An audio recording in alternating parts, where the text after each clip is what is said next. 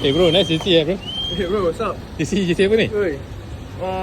JC Mahal ni. Japan. Tak ada lah, tak mahal lah. Actually baru ambil semalam daripada Adidas dekat Tokyo. Just Tokyo? Dekat member pergi sana. Play issue Play version. Dia yang long sleeve. So saya memang dah target daripada dulu nak. Dah dengar pula dia cakap murah. Tak sampai 300 bro. Play issue 300, long sleeve.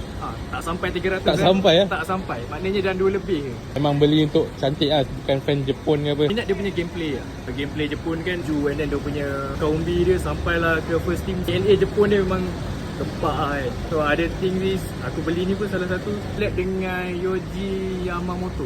And then dia punya stripe ni tak payah tunjuk Adidas pun.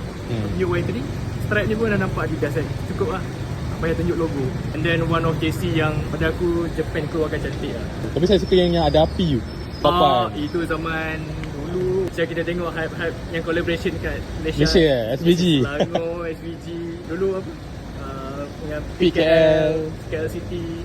That's why ramai kalau kata collaboration JC, mesti kadang-kadang orang beratur online sekejap je habis. Antara player favourite Jepun? Kalau sekarang aku minat Kubo lah. Dengan siapa tu? Mitoma, yes. Sebab diorang punya cara diorang main tu nampak brilliant lah. Player diorang tu Nice, memang yes. lain lah. Kalau yang dulu-dulu aku minat Shusuke Nakamura. Beckham Jepun. Beckham Jepun. Aku tak boleh sebab aku fans MU. Masa dia lawan MU dia boleh score. Oh, yelah banyak time Celtic kan. Yes, dulu gol free kick. Sayang tak beli MU di Kagawa. Jepun dia punya development memang bagus. Even kita dulu lagi gempak dari Jepun. Jepun tak ada pemain warisan dah. Itu one of dia punya cara diorang. Akal umbi lah. Akal umbi diorang. Memang bagus lah. Kita tengok dia punya disiplin kan.